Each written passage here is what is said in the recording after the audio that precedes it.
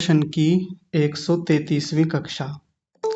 योग दर्शन का प्रथम समाधिपाद चल रहा है और समाधिपाद के अंतर्गत हमारे 50 सूत्र तो पूरे हो गए थे। आज हम 51वें सूत्र को देखना आरंभ करेंगे। तो कल की कक्षा में तो शंका समाधान रहे थे और आज के लिए कहा था कि आज हम 51वें सूत्र को देखेंगे। तो सबसे पहले 51वें सूत्र की अवतरणिका देखिए, भूमिका। इस भूमिका में है किम चास्य भवति। 3 शब्द हैं, देखिए ध्यान से। किम चास्य भवति। थोड़ा ये फ़ॉन्ट अजीब सा है तो आपको अजीब लग रहा होगा, मैं इधर लिख देता हूँ। एक तो किम, एक च और एक अस्य, ये शब्द हैं। किम च अस्य और फिर आगे भवति शब्द भी है।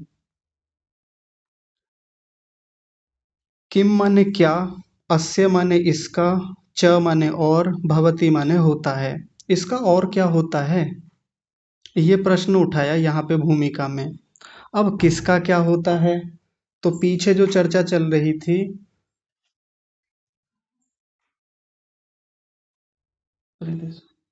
तो इसमें तनिक रुकिए, एक बाधा अभी हुई थी। हाँ देखिए, किम च अस्य भवति, इसका क्या होता है, इसका किसका, तो वो जो पीछे संस्कारों की बात थी, जो निरोध के संस्कार हैं, उनका क्या होता है, यहाँ एक प्रश्न खड़ा किया और फिर उसका आगे उत्तर रखेंगे। देखिए, तस्यापि निरोधे सर्वनिरोधान्निर्बीजः समाधिः, ये सूत्र रखा महर्षि पतंजलि जी ने। तस्यापि निरोधे सर्वनिरोधात् निर्बीजः समाधिः। संधि विच्छेद करेंगे तो देखिए क्या बनेगा, सर्वनिरोधात् निर्बीजः समाधिः। तो यहाँ निर्बीज समाधि की बात कर रहे हैं। पीछे एक सबीज समाधि आई थी। सबीज समाधि का मतलब होता है जो संप्रज्ञात समाधि में जो समाधि होती है, जो प्रज्ञा होती है, उसको सबीज समाधि कहते हैं। और ये जो निर्बीज समाधि है, ये असंप्रज्ञात समाधि होती है। ये सबीज और निर्बीज का क्या मतलब है, तो पीछे हमने देखा था। सबीज का मतलब होता है कि जिस समाधि में बीज होता है, बीज यानी आलंबन होता है। हमारे मन के सामने कोई ना कोई वस्तु आलंबन के रूप में होती है, तो वहाँ जो समाधि है, साक्षात्कार है, प्रत्यक्ष हो रहा है, उसी को सबीज समाधि कह देते थे। यहाँ की जो समाधि है वो निर्बीज समाधि है। निर्बीज का मतलब क्या हुआ कि यहाँ कोई चित्त के भीतर बीज नहीं होगा, कोई आलंबन नहीं, चित्त निरोध स्थिति में रहेगा। तो इस निर्बीज समाधि के बारे में देखिए सूत्र में क्या कह रहे हैं, तस्यापि निरोधे। तस्यापि निरोधे, उसके निरोध हो जाने पर, किसके निरोध हो जाने पर, तो जो पीछे चर्चा चल रही थी, संप्रज्ञात समाधि में या ऋतंभरा प्रज्ञा से जो उत्पन्न संस्कार होते हैं, उनके निरोध हो जाने पर, यानी वो भी रुक जाएंगे यहाँ पर आकर के। जिस समय संप्रज्ञात समाधि थी तो उसके अपने संस्कार थे, हमने पीछे देखा था। तो जब उनका भी निरोध हो जाता है, रुक जाते हैं वो भी, और फिर आगे एक स्थिति क्या आती है, सर्व निरोधात, सबका निरोध होने पर। सबका निरोध होने का मतलब है सब वृत्तियों का निरोध होने पर, यानी संस्कार तो निरोध हो ही जाएंगे, यहाँ पर सब प्रकार की वृत्तियों का भी निरोध हो जाएगा। भीतर किसी प्रकार की कोई वृत्ति, कोई संस्कार नहीं रहेगा, सब रुक जाएंगे। और ऐसी स्थिति को क्या कहेंगे, निर्बीजः समाधि, निर्बीज समाधि कहेंगे। यह दूसरी भाषा में क्या कहते हैं, असंप्रज्ञात समाधि। चित्र में देखिए, आपके समझने के लिए, सरलता से समझने के लिए एक चित्र बनाया है मैंने। तो इसमें 3 अवस्थाएं हैं। एक तो व्युत्थान अवस्था पहली वाली, एक संप्रज्ञात समाधि और दूसरी असंप्रज्ञात समाधि। ये 3 अवस्थाएं होती हैं हमारी, मुख्य रूप से देखें तो। और वो होती कैसे कैसे हैं, एक तो चित्त की जब क्षिप्त, मूढ़ और विक्षिप्त अवस्था होती है तो उसको व्युत्थान अवस्था कहते हैं, जिसमें हम अपने दैनिक जीवन के कार्य करते हैं, व्यवहार करते हैं। और जब हम समाधि की ओर जाते हैं तो जो पहली समाधि होती है उसको हम क्या कहते हैं, संप्रज्ञात समाधि। और फिर जब उससे आगे बढ़ते हैं उससे अगली समाधि का नाम क्या है? उसको निरुद्ध अवस्था कहते हैं या असंप्रज्ञात समाधि कहते हैं। तो जो संप्रज्ञात समाधि है उसी का दूसरा नाम होता है सबीज समाधि। देखिए चित्र में, देखिए ये रहा। और जो चित्त की निरुद्ध अवस्था होती है उसमें जो समाधि होती है उसको असंप्रज्ञात समाधि कहते हैं, और उसका दूसरा नाम होता है निर्बीज समाधि। चित्र से सारी चीजें स्पष्ट हो गई होंगी। अब यहाँ ध्यान से देखिए, जो चीज पीछे से चली आ रही है वो क्या है, तो मैं एक बार बताता हूँ। देखिए,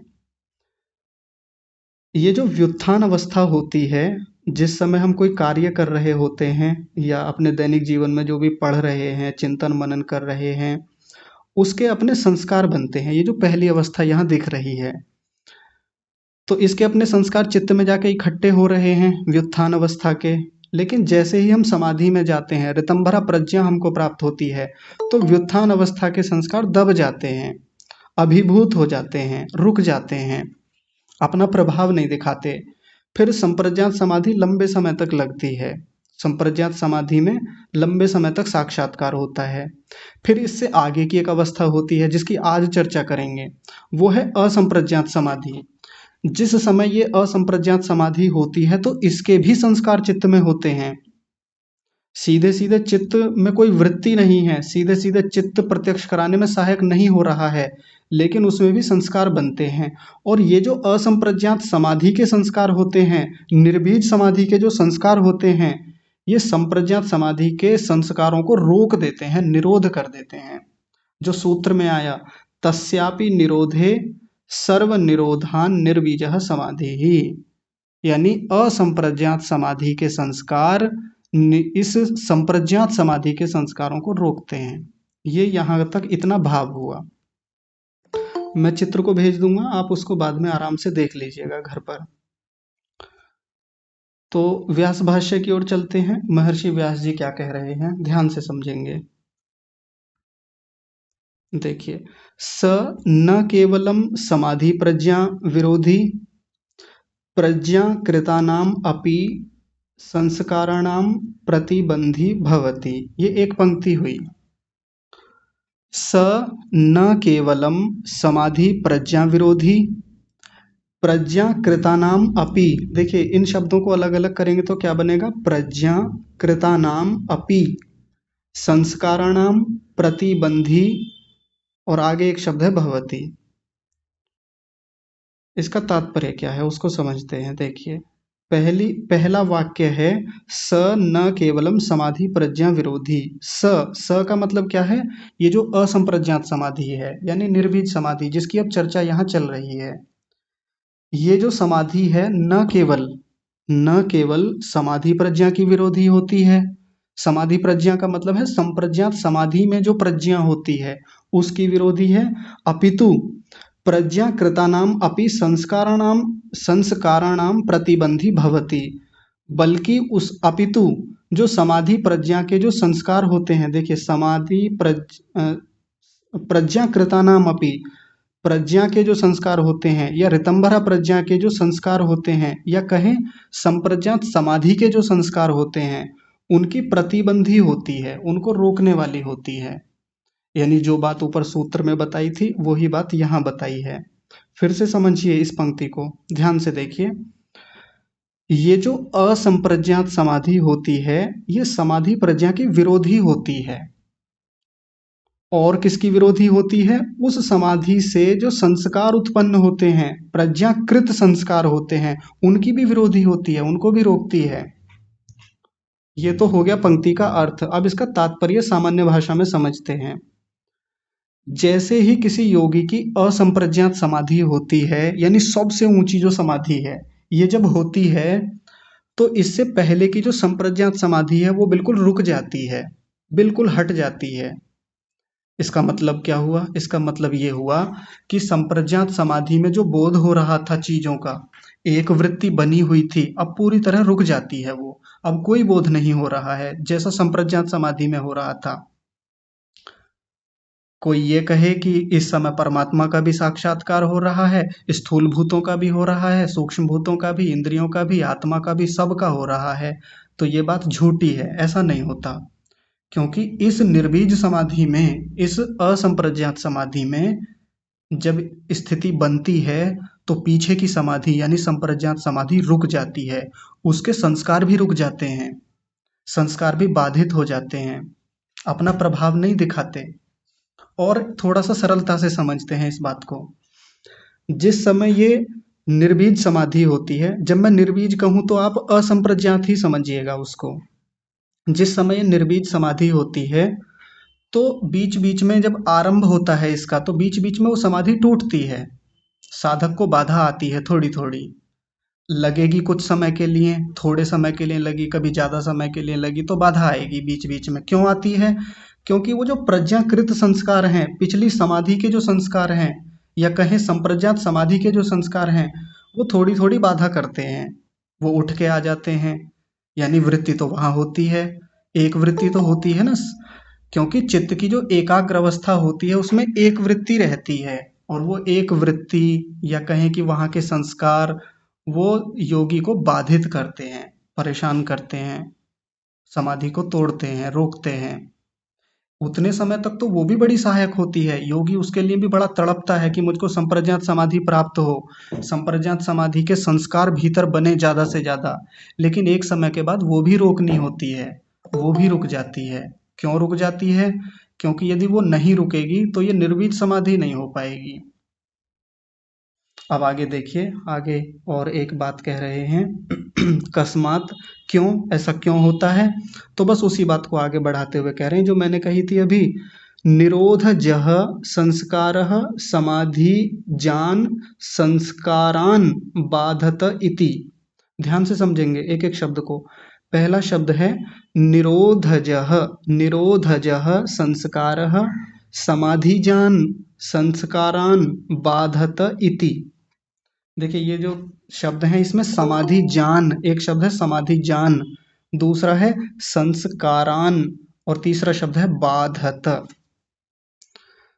तो ये जो निरोधज, निरोधजः संस्कारः, निरोध के जो संस्कार होते हैं, यानी ये जो निरोध समाधि के जो संस्कार हैं, वो समाधि जान संस्कार, समाधि से जो उत्पन्न संस्कार हैं, समाधि जान संस्कार का मतलब हो गया संप्रज्ञात समाधि से जो उत्पन्न संस्कार हैं, उनको बाधत, उनको रोकते हैं। ये कारण हो गया। ये प्रश्न किया था ऐसा क्यों होता है कि ये समाधि पिछली समाधि को रोक देती है, ऐसा क्यों होता है? तो उसका समाधान बता रहे हैं कि इस वाली समाधि के संस्कार पिछली वाली समाधि के संस्कारों को रोक देते हैं, बाधित कर देते हैं। संस्कार सबसे बड़ी बाधा होती है हमारे भीतर, संस्कार सबसे खतरनाक चीज है जो आगे जाके परेशान करती है। एक समय पर तो वो भी लाभकारी होती है, जैसे व्युत्थान काल में जो संस्कार होते हैं हमारे लिए लाभकारी होते हैं। एक समय के लिए कोई चीज याद करनी है, पहले हमने जीवन में क्या अनुभव किए, उनकी भीतर छाप है, संस्कार है, वो भी हमारे व्यक्तिगत जीवन में, व्यवहारिक जीवन में लाभकारी होते हैं। लेकिन जब व्यक्ति ऊंची समाधि की ओर बढ़ता है, संप्रज्ञात समाधि की ओर जाता है, तो यही संस्कार बाधा बनते हैं, बार बार स्मृतियां आती हैं, बार बार संस्कार उठ के आते हैं। तो फिर उससे आगे और संस्कार, और जब निरोध के क्षमा कीजिए, जब संप्रज्ञात समाधि के संस्कार बन जाते हैं तो एक समय के लिए तो वो भी लाभकारी हैं, संप्रज्ञात समाधि को बार बार बनाने में सहायक होते हैं। लेकिन एक समय के बाद जब सबसे ऊंची समाधि होती है ये निर्वीज समाधि, निरोध समाधि, तो वहां जाके वो संस्कार भी बाधा बनते हैं। तो ये जो निरोध जह संस्कार, जो निरोध के संस्कार हैं, यानी जो निर्वीज समाधि के संस्कार हैं, वो समाधि के संस्कारों को बाधित करते हैं, और ये बड़ा लाभकारी है निर्वीज समाधि होने के लिए। ठीक है, आगे देखिए। अब कोई कहेगा, किसी का प्रश्न हो सकता है, पहले तो यहाँ एक बात रख दें कि एक बात तो स्पष्ट हो गई कि निरोध के भी संस्कार होते हैं, सीधा सीधा हमको यहाँ प्रमाण मिल जाता है। क्योंकि कई बार विद्वानों में चर्चा होती है कि यहाँ निरोध समाधि के भी संस्कार कैसे हो जाएंगे। संस्कार होने के लिए तो वृत्ति होनी चाहिए, जैसा हमने कल भी चर्चा की थी कि संस्कार तभी बनते हैं जब वृत्ति अंदर जाती है, यानी वृत्ति अंदर होती है। अब इस समाधि में वृत्तियां तो होती नहीं है, वृत्तियां तो सब रुक गई हैं, तो फिर संस्कार कैसे बनते हैं? तो इस समाधि की यही विशेषता होती है कि बिना वृत्ति के संस्कार बनते हैं इसमें। चित्त में कोई आलंबन नहीं है, कोई वृत्ति नहीं है, लेकिन चित्त में छाप तो बनती है, निरोध की भी। जैसे एक उदाहरण से बात समझते हैं। बाहर का उदाहरण बता रहा हूँ, सीधे सीधे यहाँ नहीं घटेगा, लेकिन थोड़ा बहुत समझा जा सकता है उस उदाहरण से। कैसे? कि जैसे हम अपने दैनिक जीवन में बोलते हैं, मैं इधर से बोल रहा हूँ, बात कर रहा हूँ आप सबसे, तो इसके भी संस्कार मेरे भीतर बन रहे हैं जितना जितना मैं बोलता जा रहा हूँ। लेकिन अगर मैं मौन हो जाऊं, मैं बिल्कुल चुप बैठ जाऊं, तो चुप बैठने के भी अपने संस्कार बनते हैं। यानी वाणी चल रही है, उसके भी संस्कार बन रहे हैं मेरे भीतर, और वाणी नहीं भी चल रही है, जितने समय के लिए मौन हुआ, मौन के भी संस्कार बन रहे हैं कि इतने समय तक मौन रहा मैं बोला ही नहीं, मैंने व्यवहार ही नहीं किया, इसका भी एक संस्कार बनता है। हम बहुत सारी चेष्टाएं करते हैं, क्रियाएं करते हैं, कर्म करते हैं, पुरुषार्थ करते हैं, उसके भी संस्कार बनते हैं। और हम खाली बैठे हुए हैं, आलसी बैठे हुए हैं, उसके भी संस्कार बनते हैं, खाली बैठने के भी। तो वैसे ही जब चित्त में वृत्तियां बन रही हैं, वृत्तियां चल रही हैं, उसके भी संस्कार बनते हैं। और जिस समय चित्त निरुद्ध स्थिति में है, रुका हुआ है, कोई वृत्तियां नहीं है, उसके भी संस्कार बनते हैं। और उसी को निरोधजः संस्कारः, निरोध के संस्कार कहा जाता है। ये उदाहरण बहुत अच्छा उदाहरण है इसको समझने के लिए। पूरी तरह तो नहीं घटेगा, क्योंकि बाहर का व्यवहार अलग है और समाधि का व्यवहार अलग है। अब देखिए, एक अगली बात आती है। अगला प्रश्न ये आ सकता है किसी के मन में, इस बार ऋषि ने तो प्रश्न नहीं खड़ा किया, लेकिन हमारे मन में ये प्रश्न आ सकता है कि ये जो निरोध के संस्कार हैं, इनका पता कैसे चलता है? हम इनको कैसे जाने, कैसे जान सकते हैं? अब देखिए, वैसे जो संस्कार हैं, संस्कारों का हम थोड़ा बहुत अनुमान कर लेते हैं। जो सामान्य संस्कार, व्यवहारिक जीवन के संस्कार होते हैं, कोई स्मृति आती है तो हमको पता चल जाता है कि हाँ, इसके संस्कार भीतर हमारे हैं। जैसे पूर्व जन्मों के भी संस्कार आ जाते हैं कई बार। उदाहरण के रूप में बात करें, पूर्व जन्मों के संस्कार कैसे पता चलते हैं? तो पूर्व जन्म के संस्कार ऐसे पता चलते हैं, जैसे मान लीजिए कोई बालक है, हमारे घर में एक बालक ने जन्म लिया और वो 4-5 साल का हो गया, 5 साल का बालक हो गया, बोलने लगा। अब ऐसे बच्चे को हम संस्कृत सिखाने लगे तो बड़ी जल्दी सीखने लगा, मंत्र सिखाने लगे, बड़ी जल्दी सीखने लगा। बाकी बच्चों को खूब सिखा सिखा के हार गए। बच्चे 10 साल के, 12 साल के, 15 साल के, कई बार तो 20-20, 30-30 साल के लोगों को मंत्र सिखाते सिखाते दिमाग की नसें हिल जाती हैं, उनको मंत्र याद नहीं होते, उच्चारण शुद्ध नहीं हो पाता उनका। लेकिन इस 5 साल के बच्चे को मंत्र सिखाए, एक बार में सीख गया। पूर्व के संस्कार हैं इसके ऐसे, पहले से ऐसे संस्कार लेके उत्पन्न हुआ है कि बहुत जल्दी जो पहले उसने स्थितियां बना रखी थी पूर्व जन्मों की, बड़ी जल्दी उठ के आ जाती हैं। तो हमको एक अनुमान हो जाता है कि हाँ, इस बालक ने बड़ी जल्दी इन चीज़ों को याद कर लिया, तो पूर्व जन्मों में जरूर इसकी ऐसी स्थितियां रही होंगी कि इसने मंत्रों को पढ़ा होगा, सीखा होगा, गुरुकुल का या संस्कृत का या ब्राह्मण के परिवार का इसका एक वातावरण रहा होगा, ऐसा हम अनुमान कर लेते हैं। बहुत सारे ऐसे बच्चे होते हैं, आपने कौटिल्य पंडित का नाम सुना होगा, गूगल बॉय के नाम से जाने जाते हैं। जब वो छोटे से थे तब से लेकर आज तक भी उनके भीतर, मन में, चित्त में, दिमाग में जो सामान्य ज्ञान की जानकारियां हैं, जनरल नॉलेज के प्रश्न हैं, उनके भीतर असंख्य मात्रा में है। कुछ भी पूछ लें, सबका उत्तर दे देते हैं। ऐसा नहीं कि सारा कुछ पिछले जन्म का है, याद कराया है उनके पिताजी ने, उनके घर वालों ने, लेकिन फिर भी इतनी कम आयु में इतनी जल्दी चीज़ों को वो पकड़ गए, बहुत जल्दी उनके भीतर स्थापित हो गई चीज़ें, या भीतर स्थापित थी पहले से संस्कार के रूप में, वो बहुत जल्दी वृत्ति के रूप में बाहर आ गई। हमको एक अनुमान हो जाता है कि ये बालक या ये व्यक्ति पूर्व जन्मों में ऐसा रहा होगा। कोई व्यक्ति बचपन से बड़ा दुष्ट होता है, बचपन से ही बड़े खराब तरीके से बात करता है, जबकि कोई ऐसी संगति खराब नहीं रही उसकी, अच्छे माता पिता के घर में जन्म लिया था, लेकिन बातचीत का, व्यवहार का तरीका इतना खराब है कि देख के लगता है कि यार, ये पता नहीं किसने सिखा दिया इसको, कहाँ से सीख के आया है। हम कई बार ऐसा कहते हैं। तो सीखता है वातावरण से भी, लेकिन बहुत सारी चीजें पूर्व जन्मों की हमारे भीतर उपस्थित होती हैं, जिसके कारण से ऐसा व्यवहार होता है।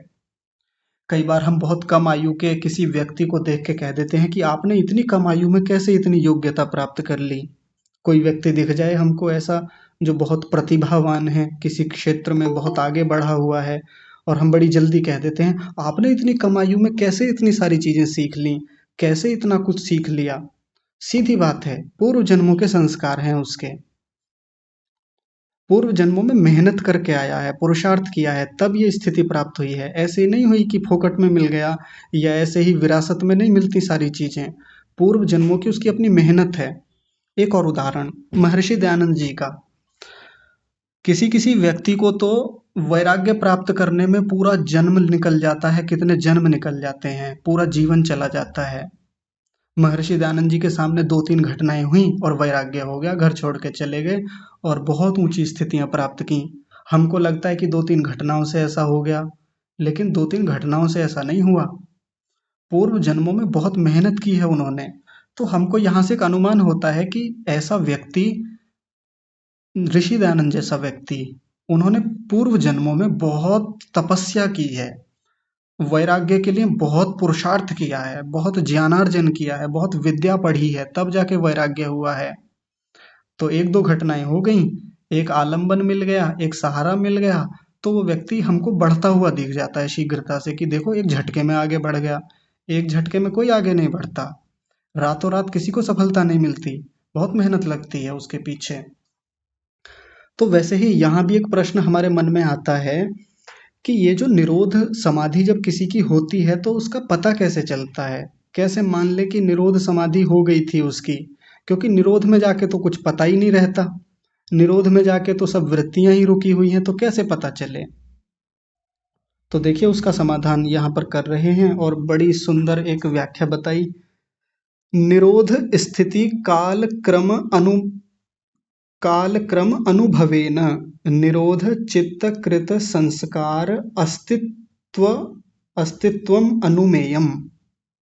एक एक शब्द को फिर से देखिए, मैं आराम से बता रहा हूं, देखिए। निरोध स्थिति काल क्रम अनुभवेन निरोध चित्त कृत संस्कार अस्तित्वम, संस्कार के साथ अगला शब्द है अस्तित्वम और अंतिम शब्द है अनुमेयम। तो देखिए अनुमान के द्वारा पता चलता है, अनुमान प्रमाण से। ये अनुमेयम शब्द है, अनुमेयम का मतलब है अनुमान से पता चलता है इनका। किसका पता चलता है? निरोध चित्त कृत संस्कार, निरोध चित्त में जो बने हुए संस्कार हैं उनका, और अस्तित्वम, उनका जो अस्तित्व है। निरोध समाधि में जो बने संस्कार हैं उनका अनुमान से पता चलता है। कैसे पता चलता है? तो वो पता चलता है निरोध की स्थिति में जो काल क्रम का अनुभव होता है। अब ये बात समझ में नहीं आई होगी। तो ये ऐसे है कि जिस समय निरोध की स्थिति होती है, जिस समय चित्त निरुद्ध अवस्था में है, बिल्कुल अब कोई आलंबन नहीं है, कोई वृत्ति नहीं है, चित्त रुका हुआ है पूरी तरह से, तो उसमें काल क्रम का एक अनुभव होता है व्यक्ति को। वहां से आ जाने के बाद एक अनुभव होता है, जैसे निद्रा ली हमने, सो गए, सोने के बाद में जब उठते हैं तो अनुभव होता है। हम निद्रा वृत्ति में पीछे पढ़ा था, जब 5 प्रकार की वृत्तियों को देख रहे थे तो निद्रा वृत्ति में आपको बताया गया था कि निद्रा में से उठ जाने के बाद हमको एक अनुभव होता है कि आज मैं सुखपूर्वक सोया। जिस समय सो रहे थे उस समय कोई बोध नहीं होता, अभाव रहता है ज्ञान का, उस समय उस प्रकार की अनुभूतियों का एकदम अभाव रहता है। लेकिन उठने के बाद एक एहसास होता है, एक अनुभव होता है कि हाँ मैं सोया तो था, मैं इतने समय तक एक अबोध की स्थिति में रहा जिस समय कोई बोध नहीं था। तो यहाँ भी एक निरोध की जो स्थिति होती है उसमें कालक्रम होता है, कालक्रम का अनुभव होता है। ये कालक्रम का अनुभव क्या है? तो इसको बड़े ध्यान से समझेंगे। जैसे किसी व्यक्ति की निरोध समाधि लगनी शुरू हुई, अभी शुरुआती स्टेज है, आरंभिक अवस्था है तो कभी तो ऐसा होगा कि बहुत कम समय के लिए लगी, 1 मिनट के लिए निरोध समाधि हुई, चित्त निरुद्ध स्थिति में गया, लेकिन गया तो अब उसका एक अनुभव बन जाएगा भीतर। जैसे ही वहां से निकल के आएगा तो एक अनुभव बनेगा उसके बाहर, स्मृति जैसी आएगी। उठने के बाद में, वहां से आने के बाद में, वो समाधि टूटने के बाद में एक अनुभव बनेगा कि हाँ ये कुछ समय गया था मेरा जब मैं निरोध में रहा था। मतलब उठने के बाद पता चलेगा, उस समय जिस समय चित्त निरुद्ध अवस्था में, उस समय तो बिल्कुल पता नहीं चलेगा। क्योंकि स्थिति ही वो निरोध की है, स्थिति ही वो रुकी हुई अवस्था है चित्त की। वहाँ क्या बोध हो रहा है वो तो बाद की बात है, वहाँ परमात्मा का बोध होता है, क्या होता है वो एक अलग चर्चा है। लेकिन इतना है कि चित्त रुका हुआ है और काल क्रम का एक अनुभव रहता है। तो 1 मिनट के लिए लगी, कभी 2 मिनट के लिए लगेगी, कभी बहुत लंबे समय के लिए समाधि लगेगी। तो एक काल का क्रम चलता रहेगा कि हाँ, 1 मिनट के लिए लगी फिर टूटी थी, फिर कुछ समय के लिए लगी फिर टूटी थी, ये क्रम भी बना रहेगा। इतना क्रम चलता रहा था, आज इतना क्रम बना। एक काल का जो क्रम चलेगा वहां पर उसका एक अपना अनुभव रहेगा। तो वो जो अनुभव उठने के बाद में आएगा, उससे अनुमान होता है, उससे अनुमान लगाता है साधक की आज मेरी निरोध समाधि हुई थी। अब ये बात हमने यहाँ से पढ़ के तो समझ ली, लेकिन इसका जो अनुभव है वो तो कोई विचित्र ही, कोई बहुत विशेष ही अनुभव रहता होगा।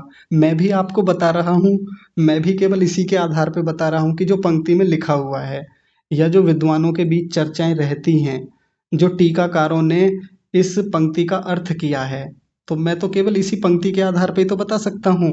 लेकिन उस स्थिति का जो अनुभव है, उस स्थिति में जो अनुमान लगाया जाता है कि निरोध समाधि तो ऐसी होती होगी, ऐसी होगी, वो तो वास्तव में अपने खुद के प्रत्यक्ष का विषय है। ठीक है, तो ये यहाँ से पता चला। अब आगे देखिए, एक अगली बात है, इसको थोड़ा ध्यान से समझिएगा। आगे है व्युत्थान निरोध समाधि प्रभवैहि सह कैवल्य भागीयैहि। थोड़े अजीब से शब्द हैं, बड़े ध्यान से समझेंगे। संस्कारैः चित्तम स्वस्याम प्रकृतौ, अलग अलग करेंगे तो प्रकृतौ अवस्थितायाम प्रविलीयते। एक बार मैं फिर से सारे शब्दों को बता देता हूँ, थोड़े कठिन से शब्द हैं। व्युत्थान निरोध समाधि प्रभवैहि, समाधि प्रभवैहि सह कैवल्य भागीयैहि संस्कारैः चित्तम स्वस्याम प्रकृतौ। इसका संधि विच्छेद करेंगे तो प्रकृतौ और अवस्थितायाम, इन दोनों को मिलके बनेगा प्रकृताव अवस्थितायाम प्रविलीयते, ऐसा है। तो देखिए बहुत गहरी बात यहाँ बताई गई है। अब देखिए थोड़ा संगति लगानी पड़ेगी, यहाँ पर व्युत्थान शब्द लिखा हुआ है तो व्युत्थान के साथ जोड़ेंगे संस्कारैहि। यहाँ आगे देखिए एक शब्द है संस्कारैहि, ये वाला, ये संस्कारैहि शब्द बार बार आएगा। तो व्युत्थान के जो संस्कार हैं, व्युत्थान संस्कारैहि, व्युत्थान के साथ इस शब्द को जोड़ेंगे। और अगला शब्द है निरोध समाधि प्रभवैहि संस्कारैहि, इसके साथ भी संस्कारैहि शब्द जोड़ेंगे। यानी व्युत्थान के जो संस्कार हैं और निरोध समाधि से उत्पन्न जो संस्कार हैं, प्रभवई का मतलब होता है उत्पन्न हुए जो संस्कार हैं। दो संस्कार हो गए, एक तो व्युत्थान के संस्कार जो हमारे व्यवहारिक जीवन में होते हैं, और दूसरे निरोध समाधि के से जो उत्पन्न संस्कार हैं वो। तो व्युत्थान के संस्कार निरोध समाधि के संस्कारों के सह माने साथ, यहाँ पर सह शब्द है, उनके साथ कैवल्य भागीयैहि, ये जो निरोध समाधि के संस्कार होते हैं कैवल्य के भागी होते हैं, कैवल्य को देने वाले होते हैं, कैवल्य के साधन होते हैं। कैवल्य क्या होता है? कैवल्य का मतलब होता है मुक्ति। जब जीवात्मा पूरी तरह से सब दुखों से छूट जाता है, बंधनों से मुक्त हो जाता है, उसको कैवल्य कहा जाता है। हमारा जो योग दर्शन चल रहा है इसके चौथे पाद का नाम कैवल्य पाद है, वहां इसकी विस्तार से चर्चा करेंगे। तो व्युत्थान के संस्कार निरोध के संस्कारों के साथ, और ये निरोध के संस्कार कैसे हैं तो उसी के लिए विशेषण बताया, कैवल्य भागी, ये कैवल्य भागी होते हैं। तो ये जो चित्तम, देखिए यहाँ पर चित्तम शब्द है, ये रहा चित्तम, तो ऐसा जो चित्त है, स्वस्याम, स्वस्याम माने अपने, अस्या माने इसके, स्व माने अपने, इसके अपनी या इसकी अपनी जो प्रकृति वाली जो स्थिति है, मूल प्रकृति वाली स्थिति, मूल स्थिति, उसमें प्रविलीयते, उसमें जाकर के ये स्थित हो जाता है, प्रविलीन हो जाता है या लीन हो जाता है। जिसको हम कहते हैं प्रलय अवस्था में चला जाता है। पीछे हमने देखा था कि जिस चित्त के ये सारे व्युत्थान के संस्कार और निरोध के संस्कार रुक जाते हैं, ऐसा मतलब इन इन संस्कारों के साथ व्युत्थान के जो संस्कार हैं और निरोध के जो संस्कार हैं, इन संस्कारों के साथ ये चित्त अपनी मूल स्थिति में, प्रकृति वाली जो स्थिति है उसमें लीन हो जाता है। लीन हो जाने का क्या मतलब है, एकदम सरल भाषा में समझते हैं। जैसे घड़ा है, मिट्टी से बना था, अब घड़े के रूप में है। तो यदि घड़े को हम तोड़ दें, पूरी तरह से उसका चूर्ण बना दें और चूर्ण बना के ऐसे ही मिट्टी में फेंक दें, उसकी फिर से वो मिट्टी जैसी ही स्थिति बन जाती है।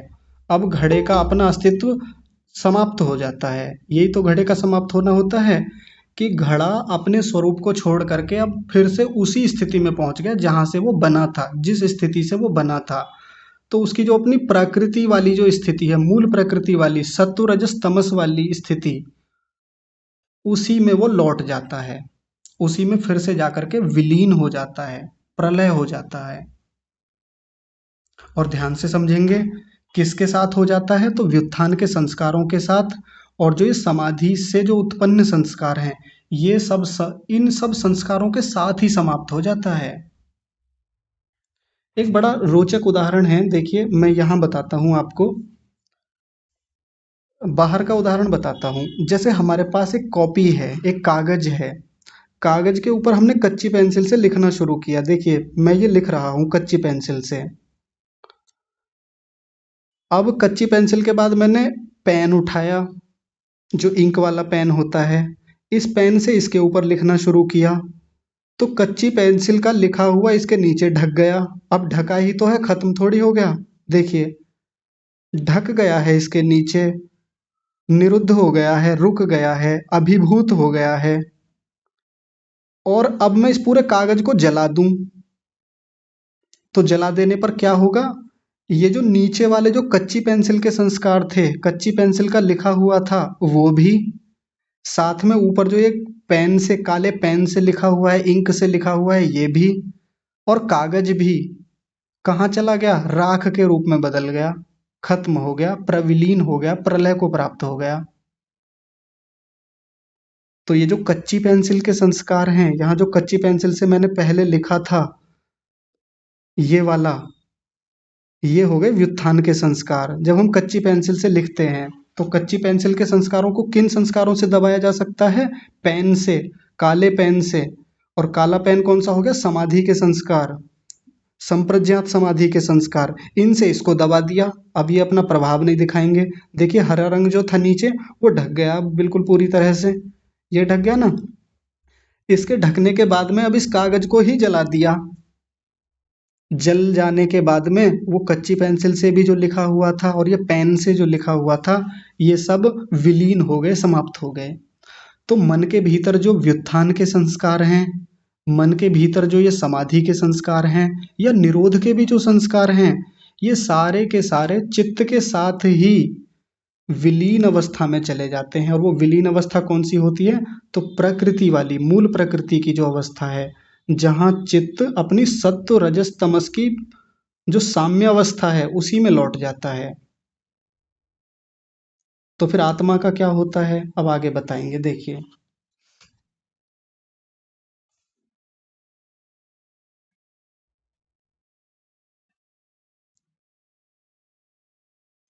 तो अभी पहले एक बात और रह गई इसमें, पहले उस बात को पूरी कर लेते हैं, फिर आत्मा के बारे में भी चर्चा होगी।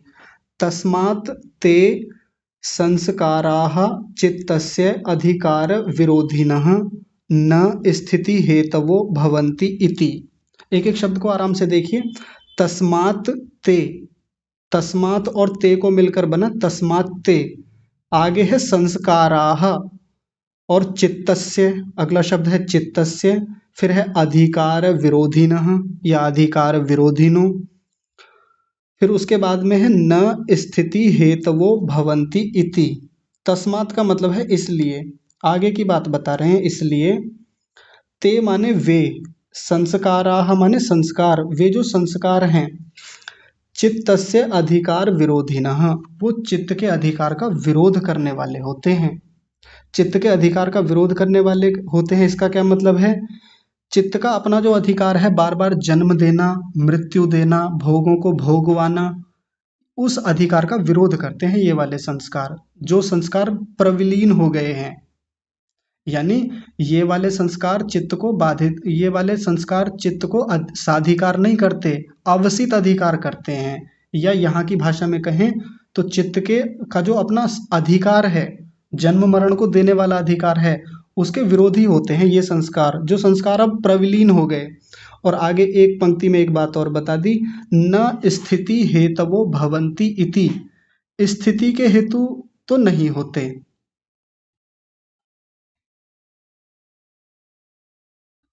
यानी वो जो चित्त का जन्म मरण देने वाला जो अधिकार है उसके तो विरोधी होते हैं, लेकिन चित्त की स्थिति के विरोधी नहीं होते। चित्त की स्थिति, क्षमा कीजिए तनिक रुकिए। हाँ, वो संस्कार चित्त की स्थिति के हेतु नहीं होते। स्थिति का मतलब क्या है? चित्त की जो एक लगातार स्थिति चलती आ रही है, बार बार जन्म होना, बार बार मृत्यु होना, बार बार भोगों को भोगवाना, ये उस स्थिति की बात है, कोई अन्य स्थिति को नहीं लेना यहाँ पे। तो चित्त की जो स्थिति है उसके हेतु नहीं होते। यानी बार बार जो जन्म होगा, बार बार मृत्यु होगी, उसमें इन संस्कारों का कोई रोल नहीं होने वाला। ये जो निरोध के संस्कार हैं, ये चित्त के अधिकार का विरोध करने वाले होते हैं, लेकिन चित्त की जो स्थिति होती है जन्म मरण वाली, भोगों को भोगवाने वाली, उसके हेतु ये कभी नहीं बनते। इतना तात्पर्य है इसका। और आगे देखिए, आगे कह रहे हैं यस्मात् अवसित अधिकारम सह कैवल्य भागीयैः संस्कारैः चित्तम निवर्तते। पहले इतना ही देख लेते हैं, एक एक शब्द को पहले अलग अलग देख लीजिए। यस्मात्, यहाँ पर शब्द है यस्मात् अवसित अधिकारम सह कैवल्य भागीयैः संस्कारैः चित्तम निवर्तते। ये जो चित्त है, यहाँ चित्तम शब्द है, ये जो चित्त है ये ऐसे कैवल्य भागीय संस्कारों के साथ, ये जो संस्कार हैं निरोध समाधि वाले, ये कैसे संस्कार होते हैं? कैवल्य भागीय संस्कार होते हैं, यानी कैवल्य को देने वाले हैं, मुक्ति को देने वाले हैं। तो सह माने उनके साथ अवसित अधिकार को प्राप्त होता हुआ। यहाँ पर अब देखिए वही शब्द आ गया जो हम पीछे योग दर्शन में पढ़ के आए थे, या जिस शब्द को मैं बार बार बोल रहा था, अवसित अधिकार। ये जो अवसित अधिकार को प्राप्त हमारा चित्त है वो उन कैवल्य भागीय संस्कारों के साथ निवर्तते, निवृत्त हो जाता है। निवृत्त हो जाता है का मतलब चला जाता है, अब हट जाता है, आत्मा से बिल्कुल पृथक हो जाता है। ये उस अंतिम अवस्था को बता रहे हैं जिसको जीवन मुक्त अवस्था कहते हैं। यानी व्यक्ति जीवित भी है, योगी जीवित भी है ना, तो अब चित्त का कोई काम नहीं रह गया, सीधे सीधे चित्त बिल्कुल उससे अलग हट जाता है। और मृत्यु हो जाने पर चित्त अलग चला जाता है, चित्त प्रविलीन हो जाता है, अपने प्रलय रूप में चला जाता है, मूल अवस्था में चला जाता है, और आत्मा मुक्ति की तरफ बढ़ जाता है।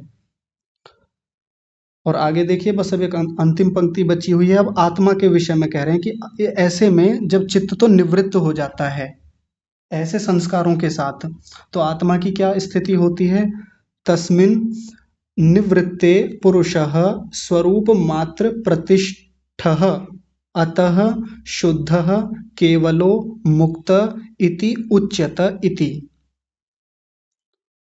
तो ऐसा जो निवृत्ति को प्राप्त हुआ पुरुष है, चित्त की अलग निवृत्ति हो गई, पुरुष की अलग निवृत्ति हो गई, पुरुष का मतलब आत्मा है यहाँ पर। तो ऐसा जो निवृत्त हुआ पुरुष है वो क्या हो जाता है? स्वरूप मात्र प्रतिष्ठः, अपने स्वरूप मात्र में प्रतिष्ठित हो जाता है, अब अपने रूप में स्थित है वो।